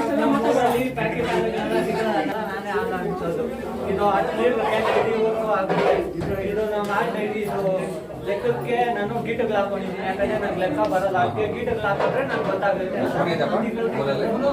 ಊರಲ್ಲಿ ಇದೊಂದು ಮೇನ್ ಮನೆ ಸರ್, ಹಿಂದೆ ಇದಾವೆ ಎಷ್ಟೋ ಲೈಟ್ ಎಲ್ಲ ಇದೆ ಅಲ್ಲೇ. ಇದೇನು ಆದ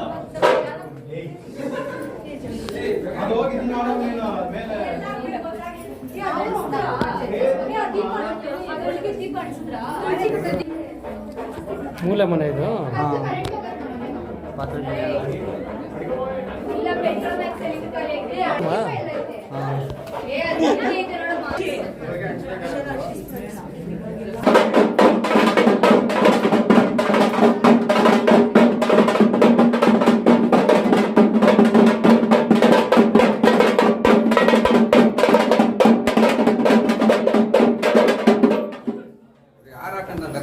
ಜಾನಪದ ಕಲೆಯ ಪೂಜೆ ನಾಯಕನಹಳ್ಳಿಗೆ ನಿಮಗೆಲ್ಲ ಸ್ವಾಗತ. ಇಲ್ಲಿ ನಾವು ಹಳ್ಳಿಯ ವಾತಾವರಣ ಸೃಷ್ಟಿ ಮಾಡಿದ್ದೀವಿ.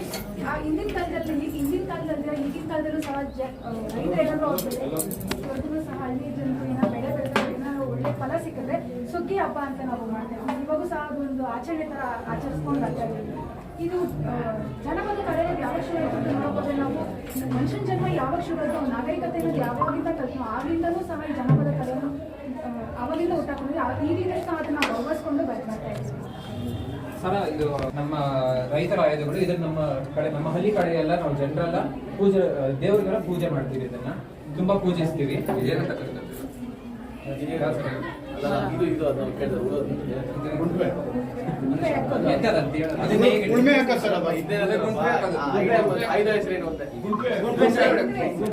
ಈಗಲಾದ್ರೂ ನಾವು ಅಲ್ಯೂಮಿನಿಯಂ ವೆಸಲ್ಸ್ ಎಲ್ಲ ಯೂಸ್ ಮಾಡ್ತಾರೆ. ಆಗಿನ ಕಾಲದಿಂದ ಆರೋಗ್ಯಕ್ಕೋಸ್ಕರ ಮಣ್ಣಿನ ಮಡಿಕೆ ಮಾಡಿ ಮಣ್ಣಿನ ಪಾತ್ರೆ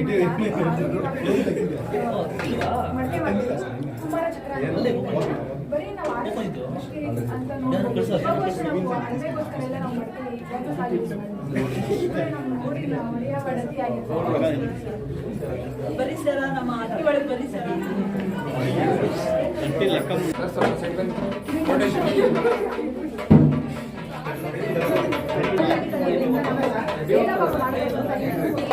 ಸೈಲೆನ್ಸ್.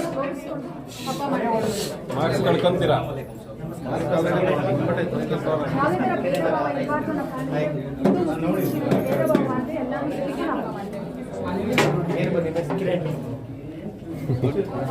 ಏನು ಸಂದೇಶ ಏನು ಕೊಡ್ತಾರೆ ಕೊಡಲಿ ಮೂರವ್ರದ್ದು ಎಲ್ಲ ಜಾತಿಯವರು? ಅದ್ರ ಬಗ್ಗೆ ಹೇಳ. ಜನಪದ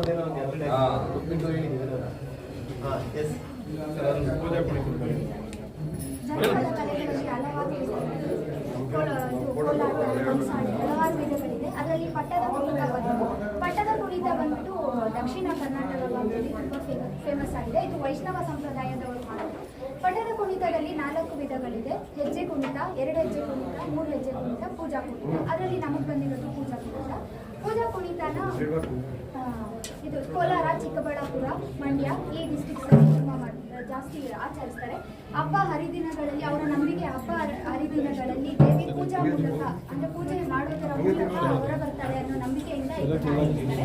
2 ಬಿದಿರಿನ ಕಡ್ಡಿಗಳ ಮಧ್ಯದಲ್ಲಿ ಮುಖವಾಡವನ್ನು ಇರಿಸಿ ಮಾಡೋದನ್ನ ಪೂಜಾ ಕುಣಿತ ಎಂದು ಕರೀತಾರೆ.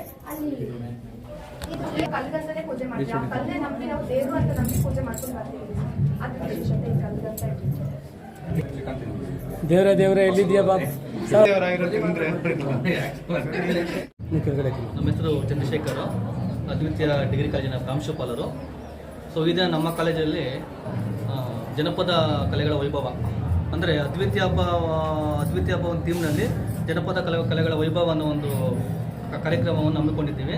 ನಮ್ಮ ಮಕ್ಕಳು ಬಹಳ ವಿಜೃಂಭಣೆಯಿಂದ ಎಲ್ಲ ತಮ್ಮ ಶಾಲಾ ಕೊಠಡಿಗಳನ್ನು ಒಂದೊಂದು ಜನಪದ ಕಲೆಗೆ ಹೊಂದುವಂತೆ ಅಲಂಕರಿಸಿ ಈ ಸೊಗಡನ್ನು ತೋರಿಸಿದ್ದಾರೆ. ಸೊ ಯಾಕೆಂದರೆ ಜನಪದ ಕಲೆ ಅನ್ನುವುದು ಪ್ರಾಚೀನವಾದದ್ದು. ಇದು ಮಧ್ಯ ಬಂದಿದ್ದಲ್ಲ, ಈ ಇತ್ತೀಚಿನ ಅಲ್ಲ, ತುಂಬ ಪ್ರಾಚೀನವಾದದ್ದು. ಅದನ್ನ ಒಂದು ಸ್ಥಿತಿಗತಿ ಹೇಗಿದೆ, ಯಾಕಂದರೆ ಕೆಲವೊಂದು ಮಕ್ಕಳಿಗೆ ಆ ಕಂಸಾಳೆ ಅಂದರೆ ಏನು, ಡೊಳ್ಳು ಕುಣಿತ ಅಂದರೆ ಏನು, ವೀರಗಾಸೆ ಅಂದರೆ ಏನು, ಪೂಜಾ ಕುಣಿತ ಅಂದರೆ ಏನು, ಸೋಮನ ಕುಣಿತ ಅಂದರೆ ಏನು, ನಾಗಮಂಡಲ, ಭೂತಾರಾಧನೆ, ಸೊ ಕೆಲವೊಂದು ಅವರಿಗೆ ಅದ್ರ ಬಗ್ಗೆ ಅರಿವೇ ಇಲ್ಲ. ಸೊ ಅದರಿಂದ ಮಕ್ಕಳಿಗೆ ಒಂದು ಅರಿವು ಮೂಡಿಸಲಿಕ್ಕೋಸ್ಕರ ನಾವು ಇದನ್ನು ನಮ್ಮ ಕಾಲೇಜಲ್ಲಿ ಹಮ್ಮಿಕೊಂಡಿದ್ದೀವಿ. ಮಕ್ಕಳು ತುಂಬ ಚೆನ್ನಾಗಿ ನೀಟಾಗಿ ಅಚ್ಚುಕಟ್ಟಾಗಿ ಮಾಡಿದ್ದಾರೆ. ಸೊ ಅದೇ ರೀತಿ ನಾವು ಬರೀ ಒಂದು ಅಕಾಡೆಮಿಕ್ ಒಂದಕ್ಕೆ ನಾವು ಪ್ರೋತ್ಸಾಹ ಕೊಡ್ತಾ ಇಲ್ಲ. ಅಕಾಡೆಮಿಕ್ ಒಂದಕ್ಕೆ ಸೀಮಿತವಾಗಿಲ್ಲ. ಅದು ಬಿಟ್ಟು ಈಗ ಸ್ಪೋರ್ಟ್ಸ್ ಇರ್ಬೋದು, ಮತ್ತು ಕಲ್ಚರಲ್ ಆ್ಯಕ್ಟಿವಿಟೀಸ್ ಇರ್ಬೋದು. ಸೊ ಕಲ್ಚರಲ್ ಆ್ಯಕ್ಟಿವಿಟೀಸ್ ಮೇಯ್ನ್ ಅಂದರೆ ಅದ್ವಿತೀಯ ಹಬ್ಬ, ಮತ್ತು ಗ್ರ್ಯಾಜುಯೇಷನ್ ಡೇ ಮಾಡ್ತೀವಿ.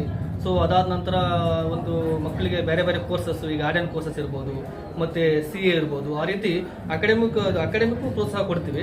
ಸೊ ಅದು ಬಿಟ್ಟು ಬೇರೆ ಕೋರ್ಸ್ಗೆ ಈಗ ಮಕ್ಕಳಿಗೆ ಒಂದು ಕೆಲಸಕ್ಕೆ ಹೋಗ್ಲಿಕ್ಕೆ ಯಾವುದು ಒಂದು ಅನುಕೂಲ ಆಗುತ್ತೋ, ಸೊ ಆ ರೀತಿ ಎಲ್ಲ ಬೇರೆ ಬೇರೆ ಕೋರ್ಸ್ಗಳ ನಾವು ಉತ್ತೇಜನ ಮಾಡಿಕೊಡ್ತೀವಿ.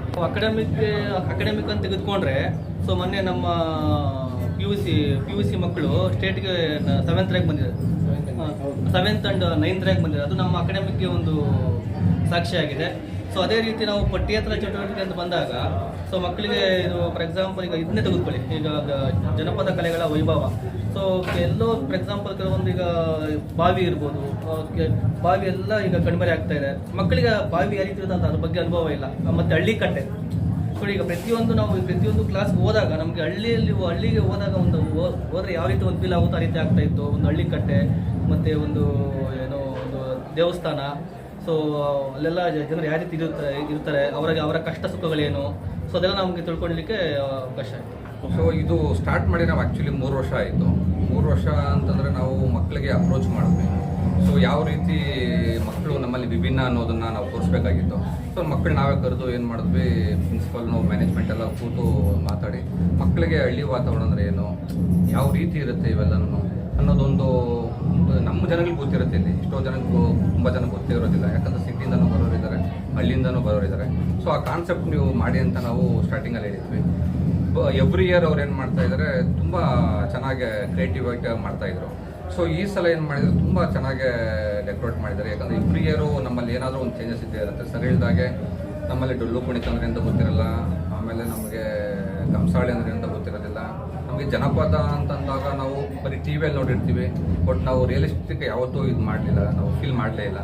ಸೊ ಹಾಗಾಗಿ ನಾವು ಎವ್ರಿ ಕ್ಲಾಸ್ ರೂಮ್ಗೂ ಒಂದೊಂದು ಕಾನ್ಸೆಪ್ಟ್ ಅಂತ ನಾವು ಒಂದು ಕೊಟ್ಟಿರ್ತೀವಿ. ಅದು ಆ ಕಾನ್ಸೆಪ್ಟ್ ಏನು ಮಾಡ್ತಾರೆ, ಒಬ್ಬೊಬ್ಬರು ಒಂದೊಂದು ಕಾನ್ಸೆಪ್ಟ್ ತೊಗೊತಾರೆ. ಅವರೇ ಸ್ಟೂಡೆಂಟ್ಸೇ, ನಾವ್ಯಾರು ಕೊಡೋದಿಲ್ಲ ಕಾನ್ಸೆಪ್ಟು, ಸ್ಟೂಡೆಂಟ್ಸೇ ಡಿಸ್ಕಸ್ ಮಾಡ್ತಾರೆ. ಅವ್ರದ್ದೇ ಆದಂಥ ಒಂದು ಟೀಮ್ ಇರುತ್ತೆ, ಪ್ರತಿಯೊಬ್ಬರು ಕ್ಲಾಸಲ್ಲಿ ಡಿಸ್ಕಸ್ ಮಾಡಿ ಏನು ಕಾನ್ಸೆಪ್ಟ್ ಮಾಡಬೇಕು ಅಂತ ಒಂದು ಯೂನಿಟಿಯಲ್ಲಿ ಡಿಸ್ಕಸ್ ಮಾಡಿಕೊಂಡು ಅದನ್ನೇನು ಮಾಡ್ತಾರೆ, ಮತ್ತೆ ಅದನ್ನು ಎಕ್ಸಿಕ್ಯೂಟ್ ಮಾಡ್ತಾರೆ. ಎಕ್ಸಿಕ್ಯೂಟ್ ಯಾವ ಥರ ಮಾಡಿದ್ದಾರೆ ಅಂತಂದರೆ, ಸೀರಿಯಸ್ಲಿ ನಾವು ನೋಡಬೇಕು ಅಂತಂದರೆ, ಒಂದು ಹಳ್ಳಿಗೆ ಹೋದಾಗ ನಾವು ಯಾವ ರೀತಿ ನಮ್ಗೆ ಫೀಲ್ ಆಗುತ್ತೋ, ಸೊ ಹಾಗೆ ಒಂದು ಹಳ್ಳಿ ಜನ ಯಾವ್ದಾರು ನಮ್ಮ ರಿಸೀವ್ ಮಾಡ್ಕೊತಾರೆ ಅಂದರೆ, ಒಂದು ನಮಗೆ ಆರತಿ ಎತ್ತೋದ್ರಿಂದ ಹಿಡಿದು, ಸ್ಟಾರ್ಟಿಂಗ್ ಹೇಳೋದು ಆರತಿ ಎತ್ತೋದ್ರಿಂದ ಹಿಡಿದು, ಅವ್ರಿಗೊಂದು ಮಜ್ಜಿಗೆನೋ ಇಲ್ಲ ಒಂದು ನೀರೋ ಏನಾದರೂ ಒಂದು ಆ ಗೆಸ್ಚರ್ ಹೇಳೋದು. ಎಷ್ಟೋ ಕಡೆ ನಾವು ಬಂದಷ್ಟು ನಮ್ಮ ಕಡೆ ಏನು ಮಾಡ್ತೀವಿ, ಕೂರಿಸ್ತೀವಿ, ಮಾತಾಡ್ತೀವಿ, ಹಾಗೆ ಎದ್ದು ಕಳಿಸ್ತಾ ಇರ್ತೀವಿ ನಾವು. ಬಟ್ ಹಳ್ಳಿ ಜನ ಆಗಲ್ಲ, ಅವರ ಪ್ರೀತಿ ಕೊಡೋ ರೀತಿನೇ ಬೇರೆ. ಅವ್ರ ಮನಸ್ಸಲ್ಲಿ ಯಾವುದೇ ಥರ ಕಲ್ಮಶ ಇರೋದಿಲ್ಲ. ಆ ರೀತಿ ಅವರು ಬೆಳೆದಿರ್ತಾರೆ, ಆ ಒಂದು ಸಂಬಂಧಗಳಿಗೆ ಅವ್ರು ಒಂದು ಬೆಲೆ ಕೊಡ್ತಾರೆ, ಆ ಫ್ರೆಂಡ್ಶಿಪ್ ಒಂದು ಬೆಲೆ ಕೊಡ್ತಾರೆ ಅವರೆಲ್ಲ. ಆ ರೀತಿ ನಾವೇನು ಮಾಡಿದ್ವಿ ನೋಡಿದ್ವಿ. ಈಗ ಪ್ರತಿಯೊಂದು ಹಳ್ಳಿಯಲ್ಲಿ ಯಾವ ಥರ ಇರುತ್ತೆ, ಒಂದು ರಚ್ಚಕಟ್ಟೆ ಇರ್ಬೋದು, ರಚ್ಚಕಟ್ಟೆ ಹತ್ರ ಏನೇನೆಲ್ಲ ಮಾತಾಡ್ತಾರೆ, ಯಾವ ಥರ ಪೂಜೆಗಳು ನಡೆಯುತ್ತೆ, ಒಂದು ಹಳ್ಳಿ ಕಟ್ಟೆ ಅಂತ ಇರ್ಬೋದು, ಯಾವ ಥರ ಅಲ್ಲೆಲ್ಲ ತರಳೆ ಮಾಡ್ತಾರೆ, ಮಾತಾಡಿಕೊಂಡು ಹಳ್ಳಿ ಸೊಗು ಇದು ಮಾಡ್ತಾರೆ, ಒಂದು ಚೌಕಾಬಾರ ಆಡ್ಕೊಂಡು.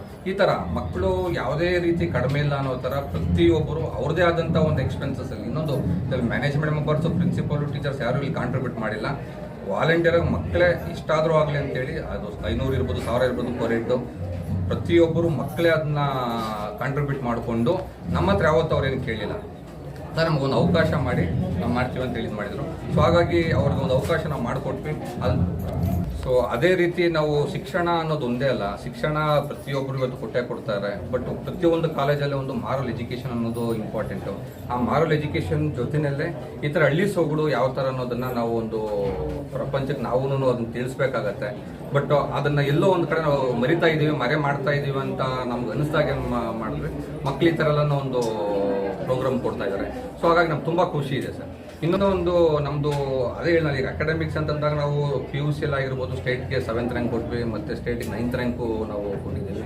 ಸೊ ಎಜುಕೇಷನ್ ಒಂದೇ ಇಲ್ಲಿ ಇಂಪಾರ್ಟೆಂಟ್ ಆಗಲ್ಲ, ಮಕ್ಕಳಿಗೆ ಒಂದು ಕಲ್ಚರಲ್ ಆ್ಯಕ್ಟಿವಿಟೀಸು, ಒಂದು ಸ್ಪೋರ್ಟ್ಸು, ಪ್ರತಿಯೊಂದು ಮಕ್ಕಳ ಜೀವನದಲ್ಲಿ ಇಂಪಾರ್ಟೆಂಟ್ ಆಗಿರುತ್ತೆ. ಬಟ್ ಅವ್ರಿಗೆ ಯಾವತ್ತೂ ನಾವು ಮೆಮೊರೀಸ್ ನಾವು ಕೊಟ್ಟಿದ್ದೀವಿ ಅನ್ನೋದು ನಮ್ಗೆ ತುಂಬ ಇಂಪಾರ್ಟೆಂಟ್ ಆಗುತ್ತೆ. ಯಾಕಂದರೆ ಕಾಲೇಜಲ್ಲಿ ಕೆಲವು ಕಡೆ ಮೆಮೊರೀಸೇ ಇರೋದಿಲ್ಲ, ಈ ಥರ ಇರುತ್ತೆ. ಸೊ ನಾವಾಗ ಏನು ಮಾಡಿದ್ದೀವಿ, ಈಗ ಫಸ್ಟ್ ಪ್ಲೇಸು, ಸೆಕೆಂಡ್ ಪ್ಲೇಸ್ ಮತ್ತು ಥರ್ಡ್ ಪ್ಲೇಸ್ ಅಂತ ನಾವು ಮಾಡಿದ್ದೀವಿ. ಫಸ್ಟ್ ಪ್ಲೇಸು ಸೆಕೆಂಡ್ ಪ್ಲೇಸ್ ಯಾವ ಥರ ನಾವು ಡಿಸೈಡ್ ಮಾಡ್ತೀವಿ ಅಂತಂದರೆ, ಅವ್ರು ಮಾಡಿರೋಂಥ ಒಂದು ಕ್ಲಾಸ್ ರೂಮ್ ಡೆಕೋರೇಷನ್ ಇರ್ಬೋದು, ಅವ್ರು ಮಾಡಿರೋಂಥ ಪ್ರತಿಯೊಂದು ಯೂಸ್ ಮಾಡಿರೋಂಥ ಒಂದು ಎಕ್ವಿಪ್ಮೆಂಟ್ಸ್ ಎಲ್ಲ ಇದು ಮಾಡ್ತೀವಿ ನಾವು. ಅದಾದಮೇಲೆ ಆನ್ ಸ್ಟೇಜ್ ಪರ್ಫಾರ್ಮೆನ್ಸು ಕೂಡ ಇರುತ್ತೆ. ಸೊ ಎರಡೂ ನಾವು ಕನ್ಸಿಡರ್ ಮಾಡಿ ಅದು ದಿ ಬೆಸ್ಟ್ ಯಾರು ಅಂತ ಹೇಳ್ತಾರೋ ಅದು ನಾವು ಯಾರನ್ನು ಡಿಸೈಡ್ ಮಾಡ್ತೀವೋ ಆ ಇದ್ರ ಮೇಲೆ ಕಾನ್ಸೆಪ್ಟನ್ನು ನಾವು ಮಾಡಿರ್ತೀವಿ. ಸೊ ಫಸ್ಟು, ಸೆಕೆಂಡು ಮತ್ತು ಥರ್ಡ್ ಅನ್ನೋ ಪ್ರೈಸ್ ನಾವು ಡಿಸೈಡ್ ಮಾಡಿದ್ದೀವಿ. ಸೊ ಅದರಲ್ಲಿ ಕ್ಯಾಶ್ ಪ್ರೈಸ್ ಬಂದು ಫಸ್ಟ್ ಪ್ರೈಸ್ಗೆ 8,000 ನಾವು ಕೊಡ್ತಾ ಇದ್ದೀವಿ, ಮತ್ತು ಸೆಕೆಂಡ್ ಪ್ರೈಸ್ಗೆ 5,000, ಮತ್ತು ಥರ್ಡ್ ಪ್ರೈಸ್ಗೆ 3,000.